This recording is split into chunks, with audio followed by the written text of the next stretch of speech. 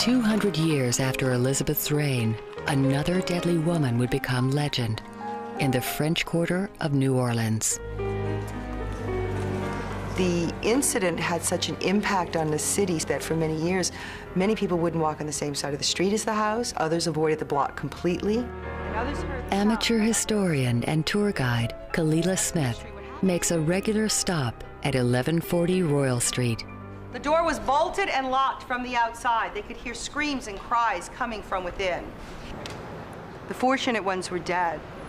It was here in 1834, what's believed to be the city's most horrendous crime was discovered. I think that the history in New Orleans is far more bizarre than anything any fictional writer could possibly come up with.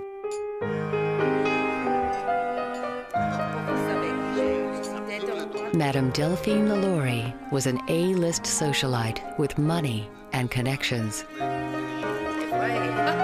Her husband was a surgeon, a very prominent surgeon in the city, and she was from a very wealthy French family.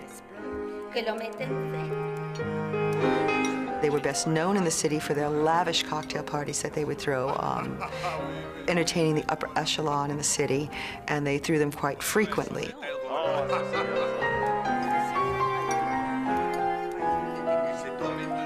But Madame Lalaurie was not all she seemed.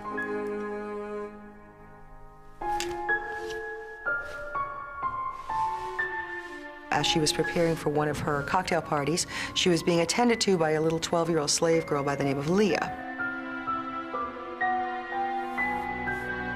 Leah accidentally pulled a madame's hair as she was combing it. And in a fit of rage, Madame Lalaurie pulled out a bullwhip and proceeded to beat this little girl. Trying to flee the beating, the little girl plunged to her death in the courtyard below.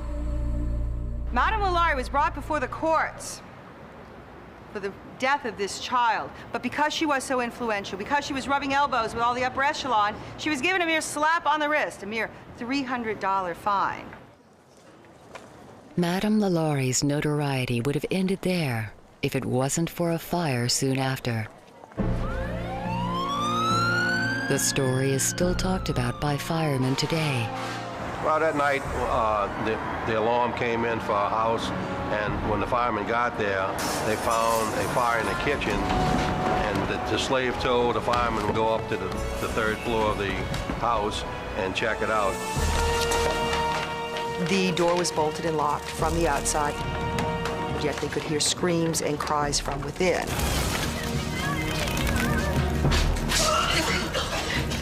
Seasoned firemen who had obviously had experience with death before literally fell to their knees vomiting from the stench of death inside the room. The firemen found a house of horror.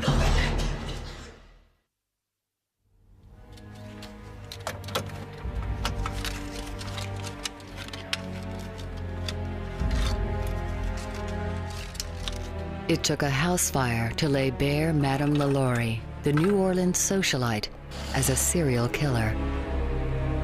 Upon entering one of the apartments, the most appalling spectacle met their eyes. Corpses, people, slaves that were chained to the wall. 7 slaves, more or less horribly mutilated, were seen suspended by the neck, with their limbs apparently stretched and torn from one extremity to the other. They found some that were buried under the flooring, mutilated bodies that were cut up. Language is powerless and inadequate to give a proper conception of the horror which is a scene like this must have inspired. It was just a real tragedy up there that they found.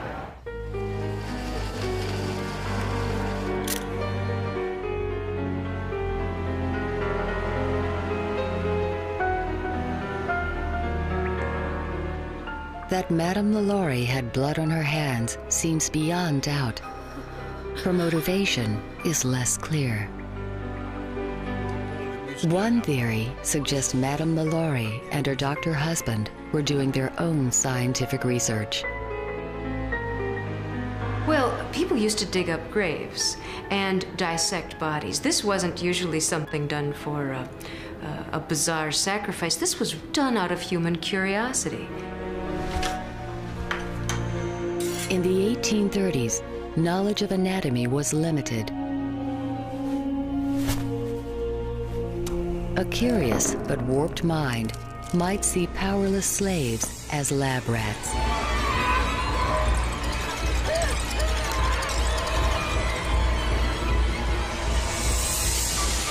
And back then, we didn't even know precisely how blood circulated and how the body worked. It was fascinating.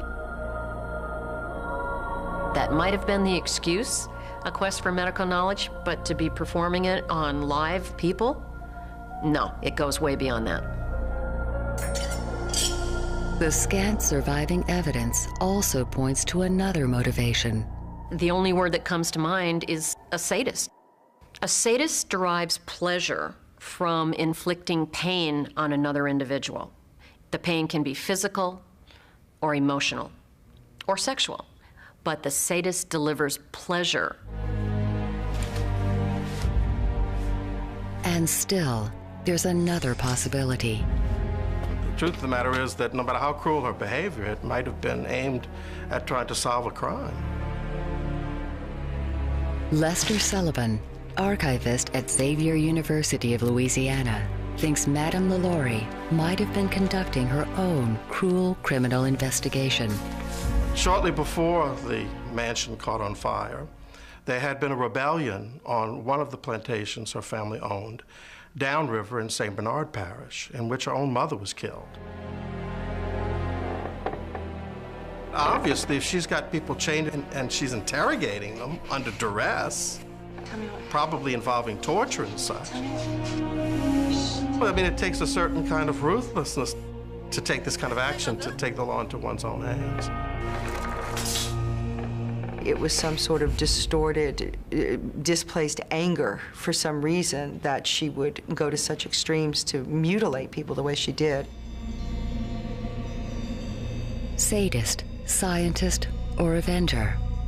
We may never know. Somehow the Lalauries escaped. Now, it's a mystery what happened to them.